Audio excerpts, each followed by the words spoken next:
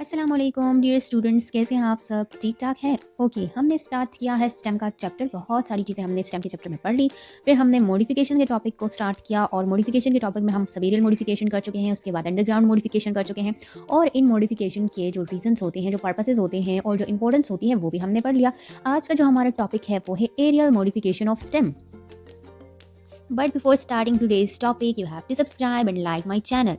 So aerial modification of stem में हम ये पढ़ते हैं कि वैसे जो हमारे पास नॉर्मल स्टेम होती है या जो नॉर्मल लीफ बर्ड्स होते हैं, स्टेम पे जो लीफ बर्ड्स प्रेजेंट होते हैं या जो फ्लोरल बर्ड्स प्रेजेंट होते हैं, हम सब जानते हैं कि बर्ड्स का काम क्या होता है, आगे जाके उस ऑर्गन की फॉर्मेशन करना। अगर लीफ बर्ड है तो इट मीन्स कि उस बर्ड से क्या बनेंगी, लीव्स बनेंगी। अगर फ्लोरल बर्ड्स हैं तो क्या बनेंगी, उससे फ्लावर्स बनेंगे। इस तरह से नॉर्मली ये जो लीफ बर्ड्स होते हैं या जो फ्लोरल बर्ड्स होते हैं, दोनों जो लीफ बर्ड है चाहे या फ्लोरल बर्ड्स हैं, ये क्या करती हैं, ब्रांचेस की डेवलपमेंट करती हैं, हेल्प आउट करती है ब्रांचेस को ग्रोथ करने में।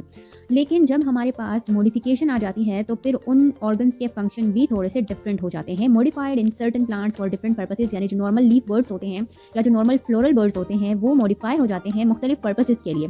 वो पर्पसेस क्या क्या हो सकते हैं, वो डिफरेंट पर्पसेस परफॉर्म कर सकते हैं, जिसको हम एंड ऑफ द टॉपिक में पढ़ेंगे कि एरियल मॉडिफिकेशन का मकसद क्या होता है। लेकिन ये जो हमारे पास जो भी मॉडिफाइड स्टेम होती है ये नॉर्मल स्टेम से आपको अलग दिखती है, ये नॉर्मल स्टेम की तरह हमें दिखाई नहीं देती।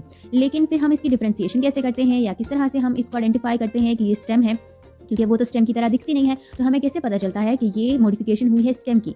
बच्चों, असल में पता तब चलता है जब हम उसके इंटरनल स्ट्रक्चर को देखते हैं। जो भी हमारे पास मॉडिफाइड स्टेम होता है, distinguished by their position, mode of development and internal structure, जो उनकी पोजीशन होती है, कौन सी जगह पे है, जो उनकी डेवलपमेंट का तरीक़ाकार होता है और जो उनकी इंटरनल स्ट्रक्चर्स होते हैं, उसी से हम आइडेंटिफाई कर लेते हैं कि ये एक्चुअली स्टेम है, लेकिन किसी खास पर्पस के लिए क्या हो गया है, इसमें मॉडिफिकेशन आ गई है। एग्जाम्पल्स हैं हमारे पास मॉडिफिकेशन की, या जो हमारे पास टाइप्स ऑफ मॉडिफिकेशन है वो कुछ इस तरह से हैं।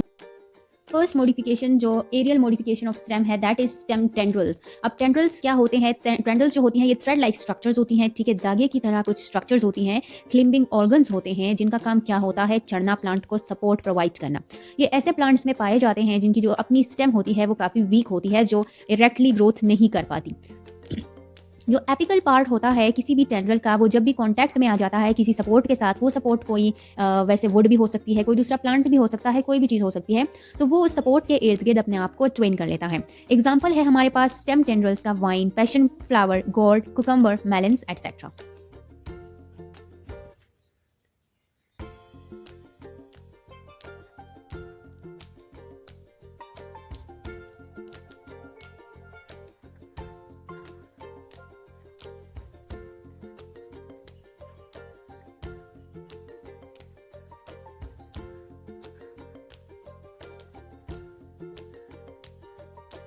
ओके, तो लेट्स सपोज ये हमारे पास किसी भी कोई गॉर्ड का प्लांट है या कोई वाइन है, कुकरबिट्स में फैमिली में से कोई प्लांट है।